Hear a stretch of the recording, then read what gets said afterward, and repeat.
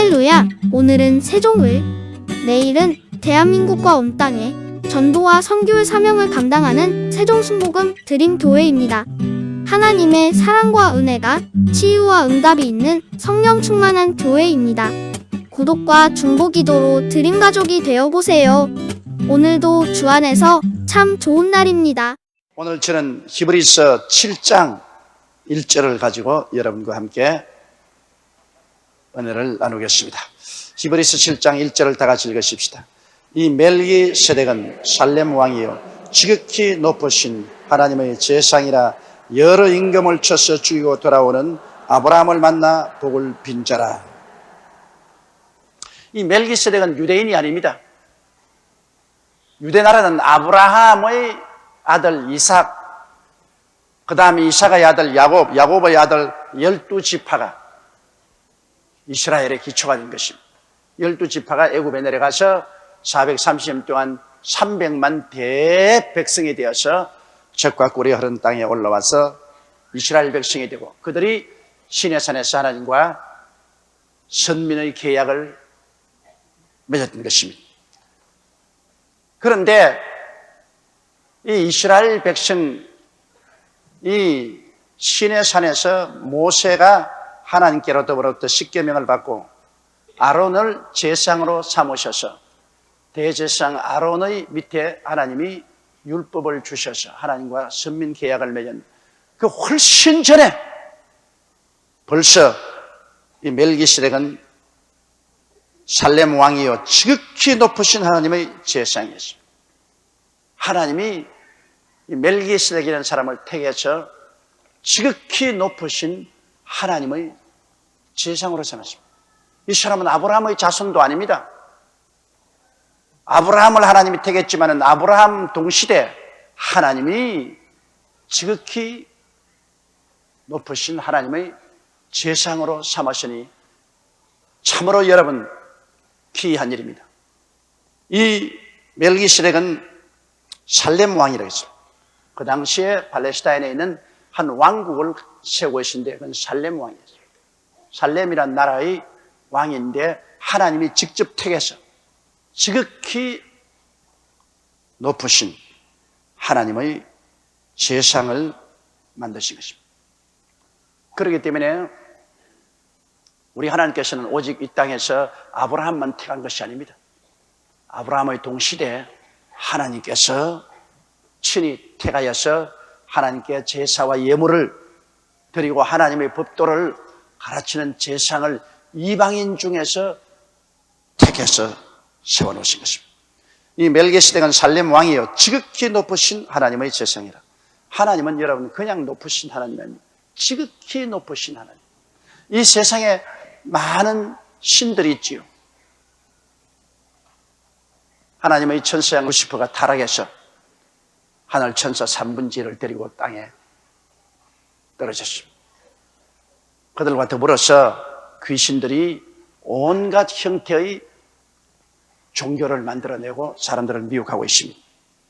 자기들이 신이라고 자처하고 있습니다. 천사장 루시퍼와 그 무리들이 자기들을 신이라고 자처하고 있습니다.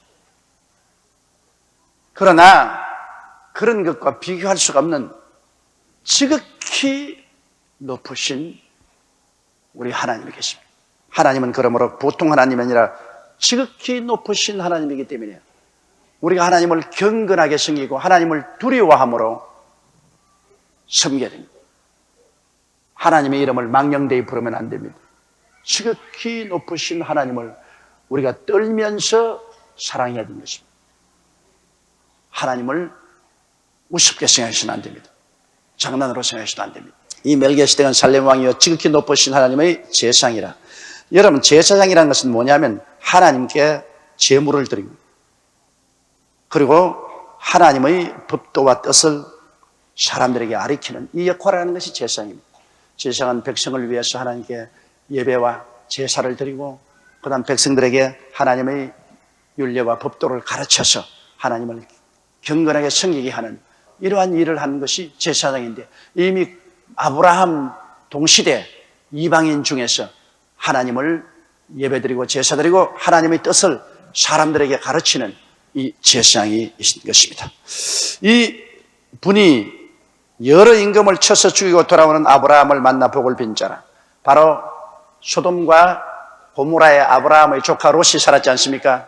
근데 그돌라오멜 왕이 연합군을 거느리고 소돔과 고모라 왕과 전쟁을 해서 소돔 고모라 왕이 침해, 소돔 고모라의 모든 재물과 백성을 다 포로로 잡아가는 중에 롯과 그 처자들도 다 잡혀.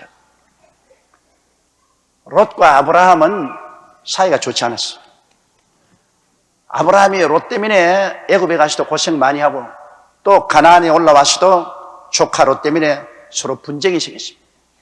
이해관계가 있으면 여러분 혈육 간에 무서운 분쟁이 생깁니다. 아브라함의 양의 목자들과 롯의 양의 목자들이 서로 풀밭을 가지고 싸우고 우물을 가지고 싸웠어. 그래서 결국 아브라함이 뭐라고 말했습니까? 너가 동의라 하면 내가 서로 가고 너가 서라 하면 내가 동의라 하고 우리 헤어지자. 그래서 롯이 고개를 들어보니 요단벌에 물이 넉넉하고 에덴 동산 같은지라 롯과 그 양떼들은 요단벌로 내려가서 결국 소돔 고모라까지 내려가서 그곳에 우하게 된 것입니다. 아브라함과 롯도 사이가 몹시 나빴는데 그러나 조카와 그 롯이 다 포로로 잡혀갔다는 말을 듣자 또 피는 물보다 진합니다. 또 피는 물보다 진해요. 아브라함이 가만히 있을 수가 있습니까? 자기 집에서 기른 사병 318인과 그 이웃의 마므렛 이웃과 동맹한 사람들과 합쳐서 공격을 했습니다. 술을 먹고 만취되어서 아주 잔치를 벌리고 그럴 때 야음을 타서 아브라함이 공격을 했습니다. 옛말에도 여러분 전쟁에 이기고 난 다음에 투구를 벗지 말란 말이 있습니다.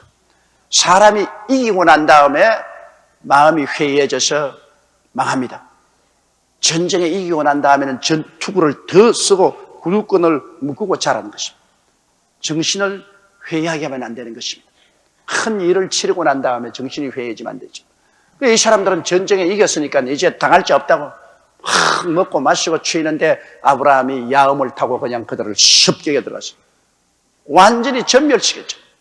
불과 318인하고 원군 얼마 데리고 가서 완전히 그돌라오멜하고 그 다른 사람들을 다 멸하고 그 다음에는 소돔과 고모라의 백성과 재산과 롯의 처와 그 조카들을 다 구출해서 아브라함이 이기양양하게 돌아올 때,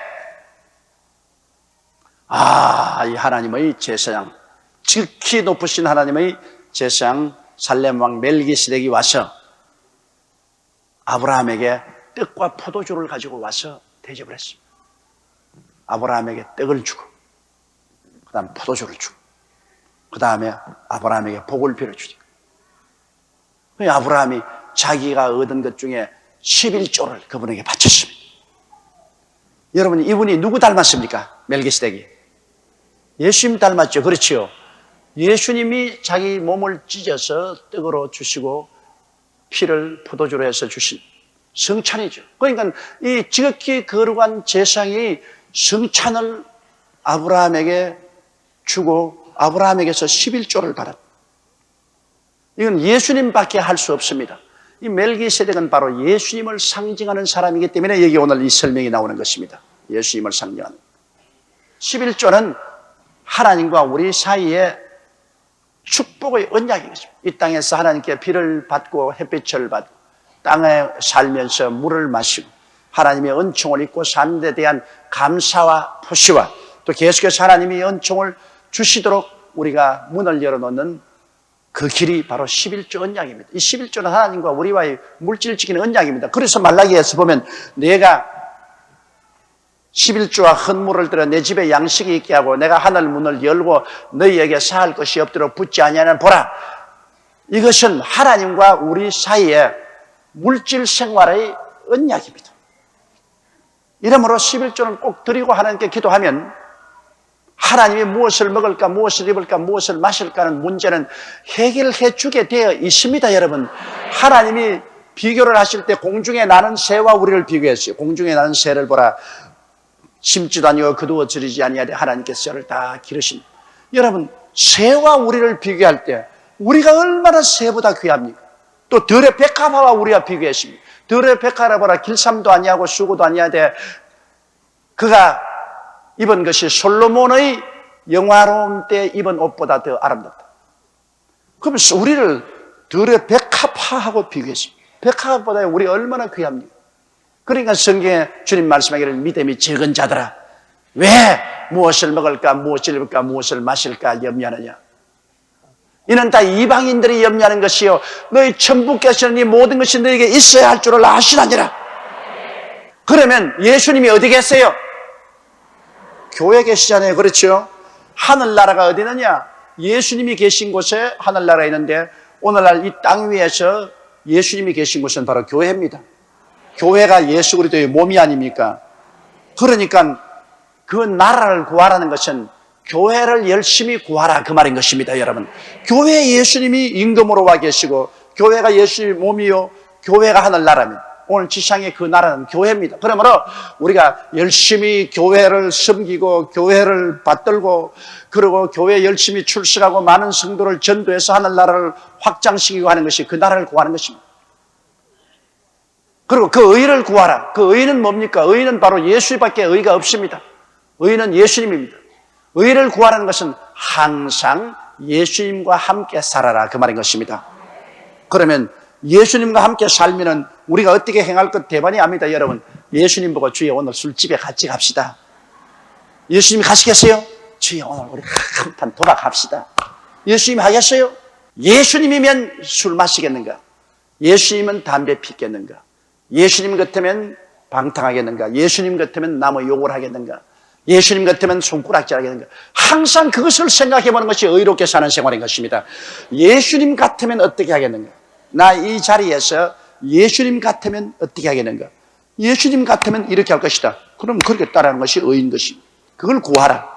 예수님과 함께 사니까 예수님은 어떻게 하겠는가? 이걸 생각하고 구하라. 이러므로 우리가 하나님께 11조를 꼭 드리고 그 나라와 그 일을 구하면서 살면은 하나님이 모든 것을 더하여 주겠다고 했었습니다.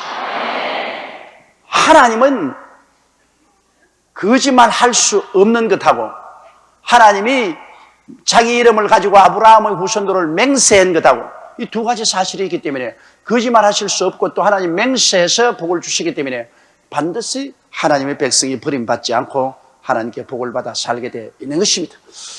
머리를 하늘로 뜨고 있는 하나님 백성들이 왜 멸망을 받아요? 그럼 하나님 아니지요? 하나님이 자기 백성도 못 돌봐주는 하나님이면 하나님 사표내야죠. 하나님은 그런 하나님이 아니십니다. 이러므로 우리가 아브라함처럼 아브라함이 1절 10분의 1을 그에게 나누어 주니라. 그런데 그 멜기세덱은 이름이 번역한 적 첫째는 의의 왕이요. 멜기세덱이란 말이 의라는 의롭다. 그 다음 살렘은 살렘 평화. 또 살렘 왕이니 곧 평강의 왕이요. 그러니까 벌써 멜기세덱의 이름이 예수 그리스도와 예수 그리스도를 상징한다는 것을 가르쳐주기 위해서 이렇게 이끌어가는 것입니다. 예수 그리스도가 의의 왕이 아닙니까? 예수 그리스도가 평강의 왕이 아닙니까? 그러므로 이 멜기세덱, 살렘 왕 멜기세덱은 바로 예수 그리스도를 상징하는 것입니다. 유대인이 아니면서도 이방인에게서 선택함을 받았어. 그가 지극히 높으신 하나님의 제성이 되는데 그 이름은 의의 왕이요. 그는 평화의 왕이라.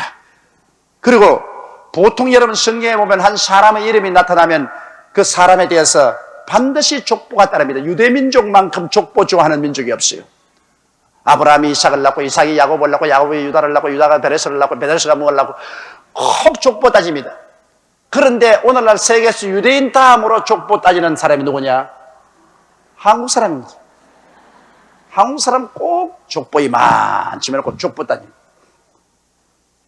그런데 놀랍게도 멜기세덱은 족보가 없어요. 족보가 없어요. 여러분, 이 세상에 다 족보가 있습니다. 이 세상에 뭐 석가모니도 족보가 있고 마호메트도 족보가 있고 다 족보가 있는데, 이 세상에 족보 없는 분이 있습니다. 누굴까요? 하나님. 하나님은 족보가 없어요. 왜? 시작과 끝이 하나님입니다. 뭐 족보가 있을 테겠어요. 예수님은 하나님 아들이요, 제2위 하나님, 아버지 하나님, 예수 하나님, 성신 하나님, 삼위일체 하나님. 그 예수님이 육신의 족보는 있을지 몰라도 예수님 영의 족보는 없습니다. 하나님 아들이 육신으로 태어나기 때문에 예수님은 다윗의 자손이라는 그 육신의 족보는 있지만은 예수님은 영의 족보는 없습니다. 예수님은 바로 하나님인데 무슨 족보가 필요해요? 영원히 있는데 무슨 족보가 필요해요? 죽어야 족보가 필요하지. 그래서 아비도 없고 어미도 없고 족보도 없고 시작한 날도 없고 생명의 끝도 없어 하나님 아들과 방불하여 항상 제상으로 있느니라. 멜기세덱은 여기 족보가 없어요. 멜기세덱의 어머니는 누구였다? 아버지는 누구였다? 멜기세덱은 언제 시작이고 언제 죽었다? 멜기세덱의 족보는 이러하다. 이런 게 나와 있어야 되는데 뭐 성경에 갑자기 아브라함이 올 때 지극히 크신 하나님의 제사장 멜기세덱이 나타나서 그에게 11조 받고 축복해 주었다. 이렇게 나왔어요. 그 이름은 의의 왕이요 평강의 왕이다. 아이, 이상하지 않니? 이것은 예수 그리스도를 상징하는 그러한 왕으로서 생명의 끝도 없어 하나님 아들과 방불하여 항상 제사장으로 있다는 것입니다.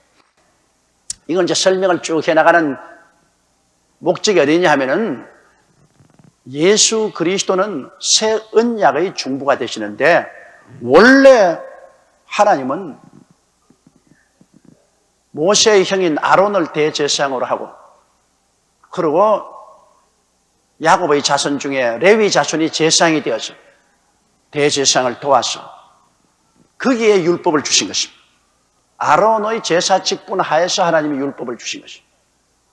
그런데 하나님께서 아론의 제사 직분을 제껴버리고 이제는 멜기세덱을 반차를 쫓아 영원한 제사장 예수를 세웠다고 하기 때문에 그러므로 제사 직분이 달라지면 여러분 아론의 제사 직분 밑에서 율법을 주었기 때문에 아론이 철폐되니까 그 율법도 철폐돼 버립니다. 예수 그리스도의 제사 직분 하에서 하나님이 주신 계명은 뭐냐? 믿음의 계명이요 성령의 계명이다. 믿음의 법이요 성령의 법이다. 그러므로 이제 예수 믿는 사람은 우리가 뭘 지켜 살아야 되냐? 믿음으로 살고 성령으로 산다. 따라 말씀하세요. 나는 믿음으로 살고 성령으로 산다. 믿고 성령 받아서 성령의 인도를 따라서 사는 것이 오늘날 우리 예수 믿는 사람의 생활인 것입니다. 그렇기 때문에 제가 여러분에게 늘 예수 믿고 난 다음에는 하나님이 성령을 주셨고 또 기도하면 더 성령 충만한데 여하간 성령님을 인정하고 환영하고 모시드리고 의지하고 매일같이 성령으로 살아야 여러분 우리가 신앙생활을 할 수 있는 것입니다. 성령을 떠나서는 우리 신앙이 있을 수가 없습니다. 그러므로 한번 따라 말씀해서 나는 성령님을 인정합니다. 환영합니다. 모시드립니다. 의지합니다. 성령님과 함께 삽니다. 이것이 여러분 오늘날 신약시대의 신앙생활인 것입니다. 믿음과 성령, 믿음과 성령, 믿음과 성령. 이 두 가지만 잡으면 여러분 신약시대 예수님 하에서 주신 법이 바로 이 두 법이기 때문에 우리는 흔들리지 않은 신앙 속에 서게 되는 것입니다. 예수 그리스도의 십자가 보혈의 은혜를 믿고 성령님께 의지한다. 나는 어떤 사람에게도 의지하지 않는다. 주 성령이여 나를 이끌어 주옵소서. 매일같이 성령님을 인정합니다. 환영합니다. 모시드립니다. 의지합니다. 성령이여 나를 인도하여 주옵소서. 그러면 성령이 아는 듯 모르는 듯 여러분 가운데서 끊임없이 이끌어 주는 것입니다. 성령이 여러분을 지켜서 여러분을 신앙생활을 하도록 그렇게 만들어주는 것입니다. 그러니 얼마나 좋습니까? 옛날에는 계명 지키지 아니하면 계명을 어기면 꼭 짐승을 들고 가서 속죄제, 속건제, 번제를 꼭 드려야 되고. 그런데 자꾸 계명을 어기다가 자꾸 제사 드리다가 안 되니까 나중에 다 타락해 버려. 우리는 예수님이 영원한 제사를 드려놓았기 때문에 예수 믿음으로 영원히 용서를 받습니다. 제물 가져올 필요 없어. 예수님이 영원한 제물이 되어 주심으로 영원한 속죄 제물, 영원한 속건 제물, 영원한 번제물, 영원한 화목 제물이 되어서 영원히 제물이 되어서 우리는 예수님을 의지하면 늘 제사 드리고 있어. 늘 용서받고 늘 화목되고 예수 그리스도를 믿고 그 다음에는 성령님을 의지해 사는 것입니다. 우리는 늘 용서받으면서 늘 성령의 인도를 받아서 살게 되니 정말로 오늘날 시대에 예수 믿는 사람들이 얼마나 복받은 사람인지 말로 형용할 수가 없어. 너무나 복받은, 구약시대에 비교하면 너무나 복받은 사람입니다. 용서와 성령의 은혜 가운데 사니 얼마나 좋습니까? 자, 4절요. 이 사람의 어떻게 높은 것을 생각하라. 조상 아브라함이 노략물 중 좋은 것으로 10분의 1을 저에게 주었느니라. 자, 이 성경에 이제 이끌어가는 것은 멜기세덱은 예수 그리스도와 동등한 예수 그리스도를 상징한 분이기 때문에 멜기세덱이 얼마나 높다는 것을 성경은 가르치려 합니다. 이 사람이 어떻게 높은 것을 생각하라. 멜기세덱이 얼마나 높지 않습니까? 왜? 보통 높은 사람이 아니면 믿음의 조상 아브라함이 그곳에 가서 무릎을 꿇어서 성찬 떼고 떡과 포도주를 받고 안수받고 11조 드렸으니 아브라함보다 훨씬 높은 사람이지. 그렇지 않아요? 아브라함보다 높았기 때문에 아브라함이 그분에게 11조 드리고 그분에게 안수받았지. 좋은 것으로 10분이요. 이거 좋은 것이라는 것을 여러분 기억해야 됩니다. 부모가 자식을 위해서 하나님께 기도하는데도 꼭 머리를 냉수에 감고 하더라고요. 근데 우리 지극히 거룩한 하나님을 우리가 섬기면 우리가 정성이 들어가야 돼요. 우리가 뭘 하는데도 우리 마음을 함께 들여서 정성을 들여 좋은 것으로 하나님께 드리면 하나님 기뻐하시죠. 정성이 들지 않은 것 여러분 안 돼요. 높은 이에게 음식 대접하는 것도 정성이 들어 대접을 하면 그 효과를 발생하는 거죠. 정성이라는 건 참 중요합니다. 하나님을 섬기는 데는 정성이 들어가야 돼요. 그 다음 5절요. 레위의 아들들 가운데 제사장의 직분을 받은 자들이 율법을 쫓아 아브라함의 허리에서 난 자라도 자기 형제인 백성에게서 10분의 1을 취하라는 명령을 가졌으니, 구약에는 보면 여러분 레위 족속은 제사장의 직분을 가진 족속이거든요. 대제사장은 모세의 형인 아론의 자손들이 대제사장이 되고, 그 다음 대제사장은 1년에 한 번씩 피를 가지고 지성소에 들어가서 이스라엘의 죄를 수감하는 거죠. 제사장은 매일같이 성소에 있어서 매일같이 속죄제, 속건제, 번제, 화목제, 감사제, 제물을 죽여서 제물 드리고 하는 것이 제사장입니다. 그래서 이 제사장은 하나님께서 땅을 안 주었어요. 이스라엘 백성이 가나안 땅에 들어올 때 하나님께서는 레위 족속에게서는 땅을 안 주었습니다. 분깃을 안 줬습니다. 레위 족속의 분깃은 바로 하나님이라고 하십니다. 모든 자기의 형제 12지파 중에 레위 지파는 한 지파니까 11지파 거기에서 하나님 섬기러 나오는 사람들이 드리는 11조가 바로 레위 족속의 몫이 되었습니다. 그들이 드리는 제물과 속죄 제물, 속건 제물 내놓고 난 다음에 제물과 그 다음에 그들이 드리는 11조가 바로 레위 족속이 먹고 사는 제물. 그 레위 족속은 땅을 안 줬어요. 백성들이 하나님께 섬기는 그 11조를 받았습니다. 그럼 레위 족속 똑같은 아브라함의 자손이요, 이삭과 야곱의 12지파 중에 하나인 레위 지파가 제사장의 직분을 받은 지파가 되니까 그들은 형제 간에 들어오는 11조를 받아서 먹고 살아라, 그렇게 말했습니다.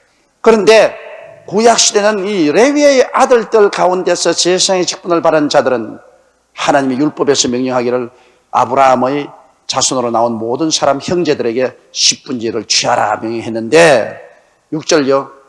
레위 족보에 들을지 아니한 멜기세덱은 아브라함에게서 10분의 1을 취하고 그 약속을 얻은 자를 위하여 복을 빌었나니. 그런데 이 멜기세덱은 레위 족속도 아닌데, 레위 족속은 형제들에게 11조 받아라 했는데, 이건 레위 족속도 아닌 이방인의 제사장인데도 불구하고 레위 족속의 조상인 아브라함에게 11조를 받고 아브라함에게 복을 빌어주었으니 이야말로 얼마나 이분이 위대한 인물인가 하는 것입니다. 11조를 레위 족속도 아닌데 유대민족도 아닌데 이방인의 멜기세덱이 유대인의 조상인 아브라함에게서 11조를 받고 그에게 복을 주었다니까. 그게 얼마나 아브라함보다 높고 유대인보다도 높은 것을 우리가 알 수 있는 것입니다. 7절요. 폐 일어나고 낮은 자가 높은 자에게 복을 빌면 받느니라. 그렇잖아요. 낮은 자가 높은 자에게 복을 받지 높은 자가 낮은 자에게 복을 받지 않잖아요.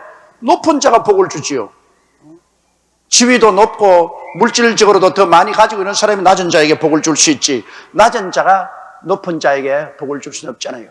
그러므로 여러분 복 받으려고 머리를 내밀 때도 나보다 믿음이 강한 사람에게 복을 받아야지요. 나보다 믿음이 없는 사람에게 머리를 숙여봤자 그 복이 오나요? 안 오는 것입니다.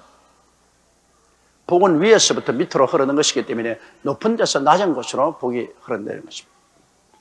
이러므로 폐 일어나고 높은 자에게서 복이 낮은 자이고 낮은 자가 높은 자에게 복을 받는데 이 아브라함이 멜기세덱에게 복을 받았으니 아브라함은 멜기세덱보다 낮고 멜기세덱은 아브라함보다 높다는 것입니다. 또 8절요. 또 여기는 죽을 자들이 10분의 1을 받아나 저기는 산다고 증거를 얻은 자가 받았느니라. 여기란 것은 저 레위 족속들은 죽지 않아요. 그들은 살고 또 죽고 또 후손들이 또 태어나온 죽을 수밖에 없는 사람들 또 형제간들에게 11조를 받았는데 저기 멜기세덱은 죽는 것이 없어요. 태어난 날도 없고 죽는 날도 없어요. 성경에 영원히 산다는 그 영원한 생명을 가진 사람이 아브라함에게 11조를 받아. 그러니까 그분이 얼마나 위대하다는 것을 여기에 보여주고 있는 것입니다. 또 9절에요.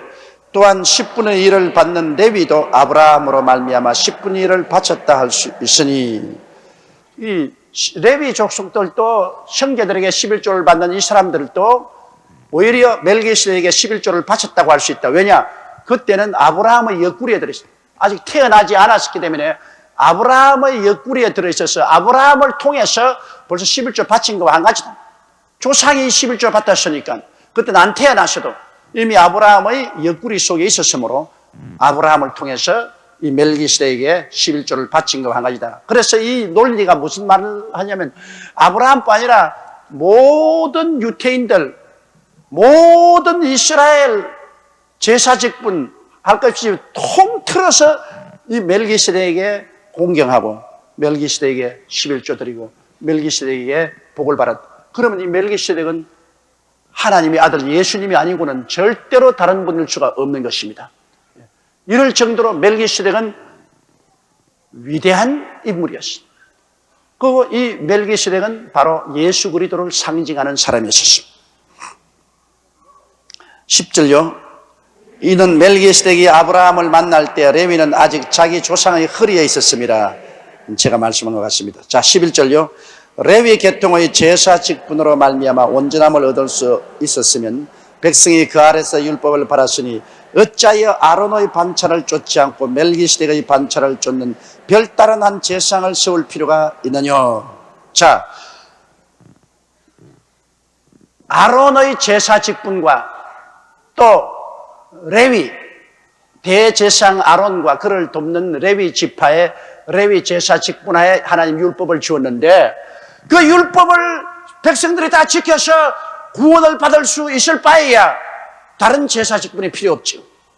그러나 백성들이 아론과 레위의 제사 직분하에서 받은 율법을 아론과 레위 족속들이 이 율법을 백성들에게 가르치고 이 율법을 보존하고 이 율법에 어긋나면 제사를 드리게 하고 율법을 통해서 하나님께 제사를 드리고 온갖 일을 해도 이 율법이 지켜지지 않았습니다. 결국에는 이 율법을 통해서 구원 얻은 사람이 한 사람도 없게 된 것입니다. 의인은 없나니 하나도 없다고 말하셨습니다. 그래서 결국에는 하나님께서 이 제사 직분을 철폐해버렸습니다. 아론과 레위 족속들의 제사 직분을 철폐해버렸습니다. 만일 이 제사 직분을 통해서 사람이 구원을 받을 수 있었다면 철폐할 필요가 없지요. 이 제사 직분을 통해서 사람들이 구원을 못 받기 때문에 철폐해버리고 하나님이 다른 제사 직분을 세워야 됐으면 성경에 그것이 말하면 멜기세덱의 반차를 쫓은 제사장을 세우겠다. 그 멜기세덱의 반차는 아론의 반차하고는 완전히 틀리잖아요. 유대인 아닌 멜기세덱은 다른 이방인이었는데 멜기세덱, 그러니까 이스라엘의 그 아론이나 레위 계통을 통한 율법과 하나님의 계약은 철폐해버리고 완전히 이제는 새로운 멜기세덱과 같은 예수 그리스도를 통해서 하나님이 구원의 계약을 세우시고 새로운 율법을 주겠다, 그렇게 말씀하는 것을 의미하는 것입니다. 자, 12절에요. 제사 직분이 변한 즉 율법도 반드시 변하여. 보십시오. 제사 직분이 이제 달라지지 않습니까? 아론과 레위의 제사 직분을 하나님이 철폐해 버리시니까 그 아래에 준 율법도 이제 철폐된 것입니다. 이와 같이 아론과 레위의 직분하에서 준 율법이, 아론과 레위의 직분이 하나님 철폐해 버리니까 그 직분을 통해서 준 십계명은 다 철폐된 것입니다. 십계명은 우리가 깨끗하냐 안 하냐를 들어보는 거울에 불과하지, 이제 십계명이 우리를 죽고 사는 권세를 갖고 있지 않습니까? 구약시대는 가지고 있었죠. 구약시대의 하나님과의 언약은 십계명을 지켜야 구원받는 언약이었지만 이제는 그 제사 직분도 다 철폐되고 제사 직분하에 준 십계명도 다 철폐되고 이제는 멜기세덱을 반차를 쫓은 새로운 제사장, 즉 유대인이 레위 계통의 제사장 직분에서 오지 않은 새로운 사람을 통해서 새로운 언약을 맺는데 그분이 예수님이라는 것을 여기에 증명하기 위해서 이렇게 이끌어 나가고 있는 것입니다. 자, 그러면 이것은 한 사람도 제단 일을 받들지 않은 다른 지파에 속한 자를 가리켜 말한 것이라. 자, 아론이나 레위 족속에서 제사 직분이 나온다면은 이건 변혁되지 않은 것입니다. 그대로 계속되는 것이죠.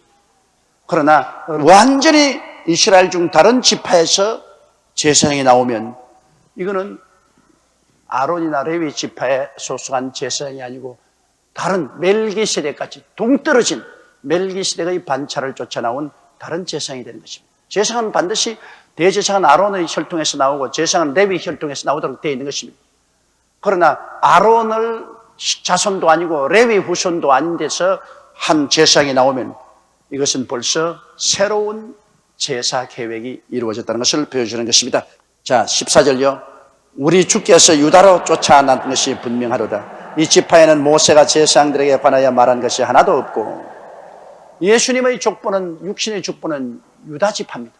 다윗의 혈통이니까 다윗은 유다 지파입니다. 유다 지파에 대해서는 하나님이 제사 직분에 대해서 명령한 것이 하나도 없습니다. 유다 지파가 일어나서 제사장과 대제사장이나 제사장 일을 보라고 하는 것은 전혀 없습니다. 그러므로 예수님이 유다 지파의 육신으로 소속해서 주님께서 나타나서 제사 직분을 받았습니다. 하나님의 제사 직분을 받았기 때문에 이제 옛날 아론과 레위의 제사 직분은 다 철폐됐다는 것입니다.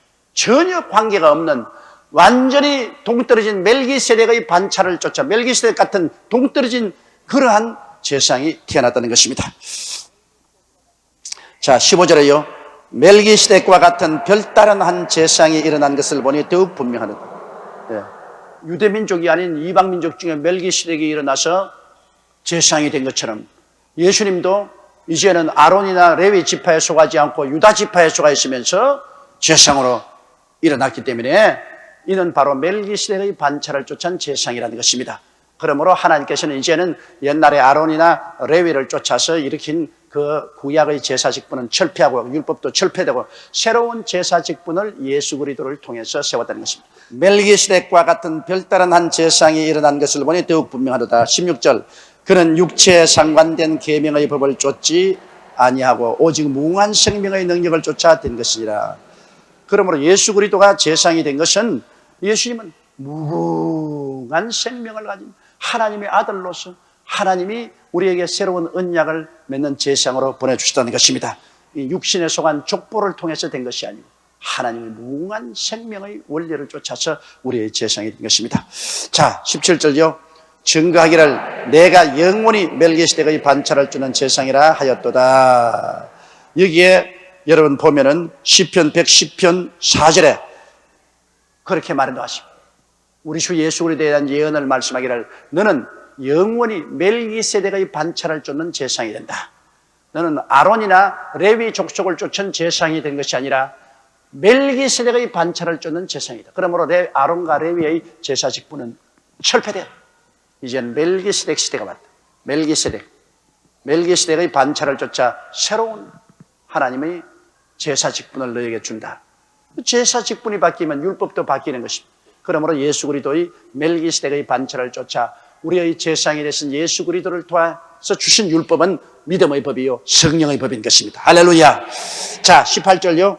전에 계명이 연약하여 무익함으로 피하고 율법은 아무것도 온전케 못할지니라. 이에 더 좋은 소망이 생기니 이것으로 우리가 하나님께 가까이 가느니라. 자, 아론과 레위의 제사 직분하에서 준 율법은 아무것도 온전케 못한다. 못 지킨다.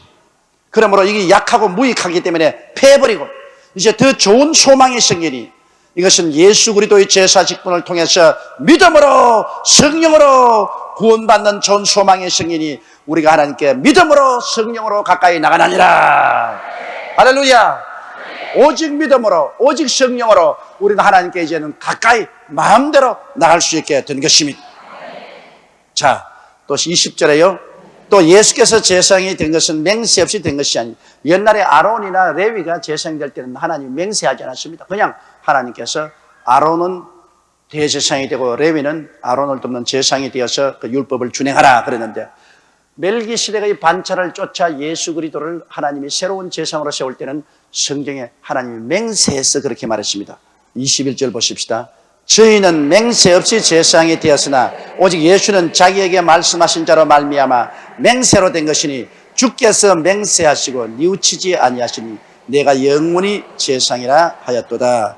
시편 110편 4절에 있는 말씀입니다.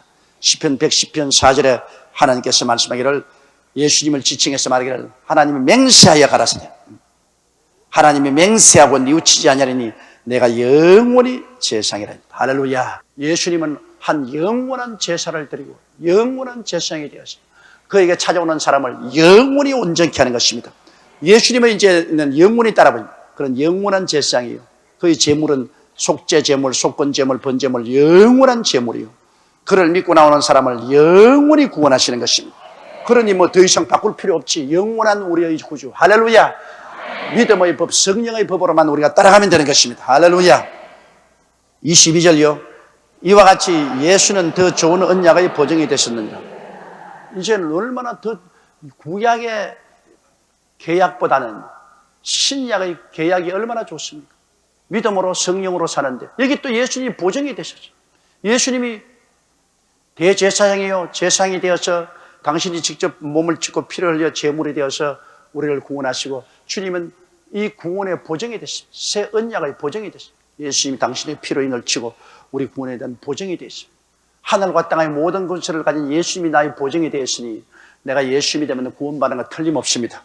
보증이 흔들흔들하면 안 되잖아요. 확실한 보증입니다. 예수님이 보증을 썼으니 여러분 그 이상 더 큰 보증을 누가 세우겠어요? 그렇잖아요. 여러분 예수 믿는 구원받는 것을 누가 보증했어요? 예수님이 보증하는 것입니다. 따라 말씀. 내가 예수 믿고 성령 받고 구원 얻은 것을 보증하는 자는 예수님이시다. 예수님보다 더 큰 보증이 누가 있습니까? 그러므로 안심하고 천당 가는 것입니다. 조금도 두려워하지 않고 안심하고 천당 가는 것입니다. 할렐루야. 자, 24절요. 예수는 영원히 계심으로 그 제사 직분도 갈리지 아니하니. 다른 제사 직분은 아론이 죽으니까 아론의 자손이 생기고 또 아론 자손이 죽으니까 또 그 훗날 자손이 또 대상이 되고 레위도 레위 계통의 제사장들도 전부 죽으니까 또 다른 후손들이 자꾸 바뀌죠. 자꾸 사람이 바뀌어요. 그러나 예수님은 바뀌지 않은 것은 영원히 살아계시기 때문에 자꾸 바뀔 필요가 없어요. 2000년 전에도 예수님, 오늘날에도 예수님, 장차도 예수님, 예수 한 분만으로 만족하옵나이다. 예수님은 영원히 계심으로 제사 직분이 갈리지 않습니다. 25절요. 그러므로 자기를 힘입어 하나님께 나아가는 자들을 온전히 구원하실 수 있으니 이는 그가 항상 살아서 저희를 위하여 간구하십니다.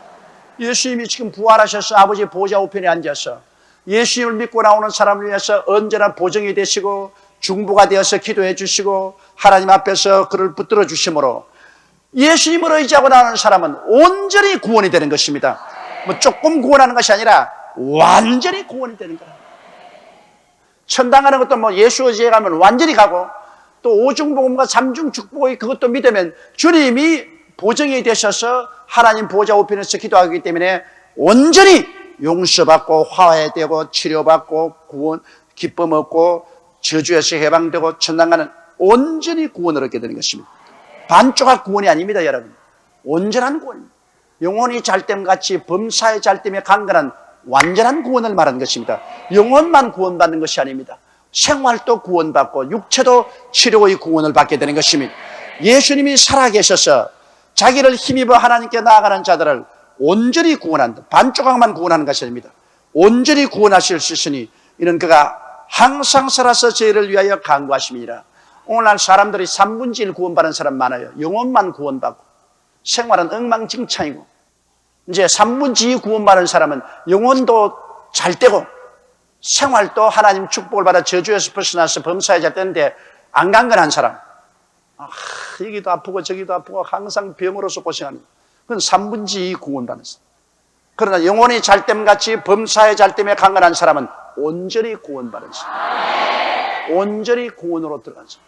이 온전한 구원을 우리가 얻으려고 기도해야 되는 것입니다.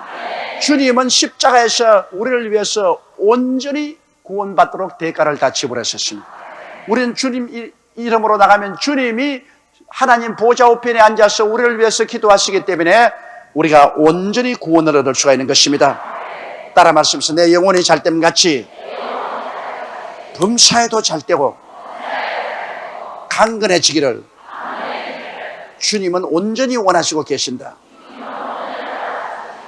그러므로 우리가 늘 노력하는 것은 온전한 구원을 다 얻어 나가자는 것입니다. 우리가 회개하고 믿고 순종하고 진리를 알고 기도함으로 말미암아 천국은 침노하는 자가 빼앗는다고 하므로 우리가 믿음으로 침노에 들어가서 온전히 다 빼앗자. 천당만 가는 것이 아니라 이 땅에 사는 동안에도 우리가 온전한 구원을 얻어서 사는 우리들이 되어야 되겠습니다.